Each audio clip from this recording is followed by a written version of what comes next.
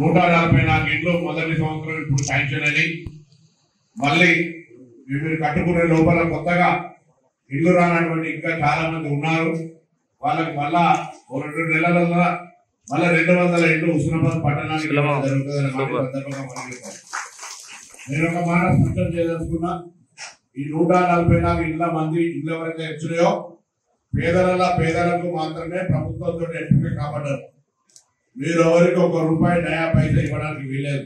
ఎవరైనా మధ్య నుండి నేనేపించినా నేను ఇస్తా అనే అధికారైనా మా వాళ్ళైనా మీ వాళ్ళైనా చుట్టాలైనా బంధువులైనా ఎవరైనా దీనికి సంబంధించినటువంటి ఎక్కడ కూడా అవినీతికి అవకాశం లేదు. పారదర్శకంగా మీ అర్హత బట్టి మాత్రమే వస్తుందనేటువంటి మాట మనం చెప్తాం. ఎవరికైనా అర్హత లేకుంటే ఎవరైనా ఫైనల్ చేసి లిస్టులో ఎక్కింటే కూడా అది క్యాన్సల్ అవుతుంది. అర్హత ప్రాధాన్యత అర్హత 500 మందికి ఉంటే అలా పేదలకు ఇచ్చినాం. మళ్ళీ రెండోసారి మళ్ళా ఇస్తాం. ఇట్లా మండలంలో అన్ని మొత్తం నియోజకవర్గంలో 3500 ఇండ్లు ఈ సంవత్సరం ఇస్తున్నాం. మళ్ళా వచ్చే సంవత్సరంలో ఇంకో 2 నెలల మళ్ళా 3500 ఇండ్లు ఇస్తాం. ఇవి మీరు తొందరగా కట్టుకొని తొందరగా గృహప్రవేశాలు చేసుకోవాలని కోరుతారో ఎంత స్పీడ్ కడితే అంత తొందరగా డబ్బులు ఇస్తాం. మీరు ఆలస్యమైన కొద్దీ దానికి దొరుకుతాయి, ఇబ్బంది అవుతుంది. మీకు ఇళ్లకు సంబంధించి అవసరం ఎంతైతే ఇంజనీర్లు ఆ ఉష్క చిట్టీలు కూడా ఇస్తారు. ఉష్క చిట్టీలను కూడా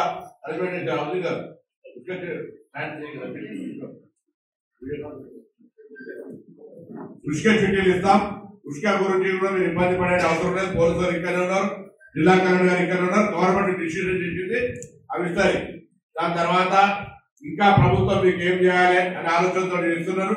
ఎవరైనా పూర్తిగా ఇల్లు కట్టుకోవడానికి మొదటి దశ ₹1,00,000 బిల్లు కావడానికి పెట్టుబడి కూడా లేదంటే మహిళా సంఘాలకు సంబంధించినటువంటి మీరు మహిళా సంఘాల సభ్యులు అయితే మీ సంఘం తరఫున ₹1,00,000 మీకు ఇచ్చి మీరు ఇల్లు కట్టుకోవడం ప్రారంభించి ఆ బిల్లు వచ్చిన తర్వాత మన వాళ్ళకి ఇచ్చే విధంగా కూడా సౌకర్యాన్ని కలిగేయడం జరుగుతుంది. దయచేసి మీరంతా ఈ ప్రభుత్వం లోపల ఇల్లు కట్టుకునేటువంటి సందర్భంలో తొందరగా కట్టుకోండి. దాని తదుపరి 10 ఏళ్ల తర్వాత ఇల్లు వస్తా ఉన్నాయి. 10 ఏళ్ళు అందరికీ ఆ కోట శ్రీనివాసరావు సినిమా ఆనా పెళ్ళంటల చికెన్ మీద కట్టి అందరూ చికెన్ తిన్నారా బాగున్నదా అన్నట్టుగా నడిచింది పరిస్థితి. ఈ నియోజకవర్గంలో మొత్తం 1400 ఇల్లు శాంక్షన్ చేస్తే ఒక్క 200 ఇల్లు 150 ఇల్లు హుస్నాబాద్ టౌన్ తప్ప ఏ మండలం ఏ ఊర్లో రాలేదు. ఒక్క ముల్కనూరులో ఇల్లు కూలగొట్టాడు కాబట్టి అది కూడా మానవ హక్కుల సంఘం పోతే అక్కడ 243 ఇళ్ళు వచ్చినాయి. ఇక్కడ 160 మండలంలో 40 ఇళ్ళు తప్ప 10 ఏళ్లలో నేను విమర్శిస్తలే. అహనా పెళ్ళంట సినిమాలో కోట శ్రీనివాసరావు చికెన్ లెక్క వాళ్ళుంటే మేము తప్పకుండా ఇలా సన్న బియ్యం ఇస్తూ ఈ విధంగా ఇల్లును కూడా ఇచ్చే మాట 200 యూనిట్ల కరెంట్ ఇచ్చే మాట అన్ని అమలై చేసి పెడుతున్నామని ఒక మాట చెప్పండి. ఇలా ఇంకా కొన్ని ఉండొచ్చు కానీ మొత్తం ఇల్లు కుల్లా చేసిపోయి పైసలు లేనటువంటి పరిస్థితులలో మాకు చేయాలనున్నా కొద్దిగా చేయి నడవాలనే పరిస్థితి. సర్కారులో జీతాలకు 1 తారీఖు జీతం ఇవ్వాలి. మిగతా వాళ్ళందరి కార్యక్రమాల వల్ల రోడ్లు పోయాలి, మిగతా పనులు చేయాలి. మీ వార్డులు 20 వార్డులు ఉంటే ప్రతి వాడికి ₹50 లక్షల రోడ్లు పోయించిన మొన్ననే. ఇట్లా అన్ని పనులు చేస్తున్నారు. త్రాగునీటి సమస్య, మెయిన్ రోడ్డు మీద బోరెడు ఉక్కేస్తే సమస్య వస్తే దానికి సంబంధించి ఈ ఊరికి ఎల్లమ్మ చెరువు చాలా అద్భుతంగా అమ్మగారి దాన్ని ప్లానింగ్ చేసి నిర్మాణం చేపిస్తా ఉన్నారు. ఆ ఎల్లమ్మ టెంపుల్ కు సంబంధించిన డెవలప్మెంట్ చేస్తా ఉన్నారు. అన్ని రకాల కార్యక్రమాలు జరుగుతున్నాయి. అయినా సమస్యలు లేవు, మొత్తం పరిష్కరించిన నేను అంటలేదు. ఉంటాయి ప్రతి ఇంటికి అన్ని సమస్యలు ఉంటాయి. సమస్యలు పరిష్కరించేటువంటి బాధ్యతగా మీ ఎమ్మెల్యేగా మీకు ఎప్పుడైనా ఇబ్బంది ఉంటే ఇక్కడే ఎమ్మెల్యే ఆఫీస్ ఉంది, ఎప్పుడైనా రావచ్చు. అపాయింట్మెంట్ కావాలో పోలీసులు ఆపుతున్న అవసరమే లేదు. ఏదైనా ఇబ్బంది ఉంటే తప్పకుండా మీ అందరికీ నేను అందుబాటులో ఉంటాను. మీరు ఎప్పుడైనా అనుకోవచ్చు కలిసిపోతున్నాను. నేనేమంటున్నాను, మీరు నాకు ముందు తొందరగా ఇళ్ల నిర్మాణం చేపట్టండి. అదే సంతోషం. ఇళ్ల నిర్మాణం దశలో కూడా నేను మధ్యాహ్నం మీ దగ్గరికి వస్తా. పక్కనే మాడలు చూసి సుందరపుడు పోయి కాగితాలు ఇచ్చిన తర్వాత 9 తారీఖు దాకా మధ్య రోజులు ఉన్నట్టే నేను పట్టణ లీడర్ అందరినీ కోరుతాను. 9 తారీఖు లోపల అందరు ముగ్గులు పోయాలి. ముగ్గులు పోసి పటాపట్ పనులు శురు చేస్తే మళ్ళీ మీకు ఎక్కడ కూడా ఇబ్బంది రాకుండా ఇబ్బంది ఉంటే దయచేసి అధికారులు కూడా చెప్పండి. హౌసింగ్ తరఫున పర్యవేక్షణ ఉంటుంది, రెవెన్యూ తరఫున పర్యవేక్షణ ఉంటుంది, దాని తర్వాత మున్సిపాలిటీ నుంచి పర్యవేక్షణ ఉంటుంది. మా వాళ్ళు అందరూ చూస్తారు. స్థానిక నాయకులు ఉంటారు. ఎక్కడ కూడా ఇబ్బంది రాకుండా ఒకటి మాత్రం మళ్ళీ చెప్తారు, ఎవరికి కూడా 1 రూపాయి ఇచ్చే అవకాశం అవసరం లేదు. ఎవరైనా అడిగితే నాకు చెప్పు,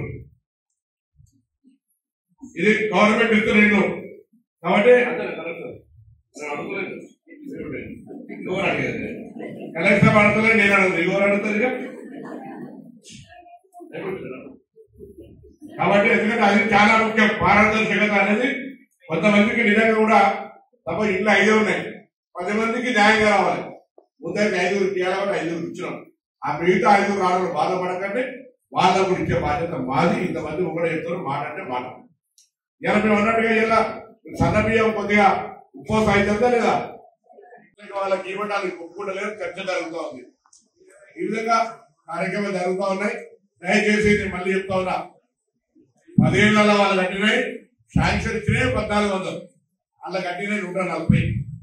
మేము ఏడాదికి హుస్నాబాద్ టౌన్ 200 తీసుకుంటాం. మండలాల కట్టలే, ప్రతి ఊరికి ఇందిరమ్మ ఇల్లు ఉంటుంది. గతంలో ఇందిరమ్మ ఇల్లు లేని ఊరు లేదు, హనుమంతుని గుడి లేని ఊరు లేదన్నట్టుగా మళ్ళీ 10 ఏళ్ల ఇందిరమ్మ ఇల్లు ప్రతి ఊర్లో ప్రతి వార్డుల పండుగ లెక్క చేసుకొని కట్టుకునే కార్యక్రమానికి జరుగుతోంది. దయచేసి అందరూ కూడా ఈ అవకాశాన్ని వినియోగించుకోండి. ఎవరైనా రాకపోతే మళ్ళీ చెప్తారు, కొత్త నాకు కొన్ని కాగితాలు వస్తూ ఉన్నాయి, వాటన్నిటిని పరిశీలిస్తాం. ఎలిజిబిలిటీ అంటే అర్హత అనేటువంటిది ప్రాధాన్యత.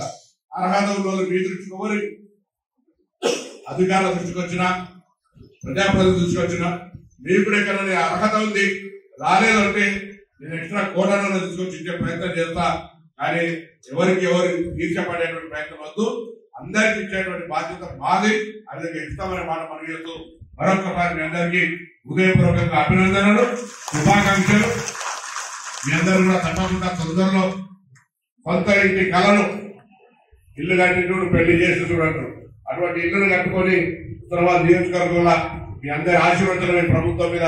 ఇక్కడ రేవంత్ రెడ్డి గారు ముఖ్యమంత్రిగా చూస్తారు, అనేక కార్యక్రమాలు జరుగుతూ ఉన్నాయి. చదువుకున్న పిల్లలకు ఉద్యోగాలు 60,000 ఉద్యోగాలు వస్తా ఉన్నాయి. ఇవాళ బస్సు మీరు ఎక్కుతారా ఎక్కులేరా?